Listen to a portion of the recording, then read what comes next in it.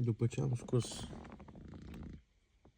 mizeria asta cu ajutorul sculelor, asta pentru mufă, astea două pentru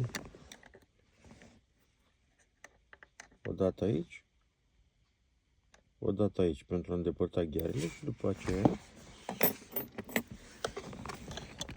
cu șubernuțica mică, încet, clanc aici, încet, încet. Lamele astea de șoricel stând aici încet, au ținut lateral gurile astea de prindere și a ieșit ușor. Într-un final, sper că nu voi băga mufa acum, să nu mai fie problema cu eroare. Menționez că l-am mai schimbat odată original, a costat 23 de milioane, acum vreo 2 ani jumate și am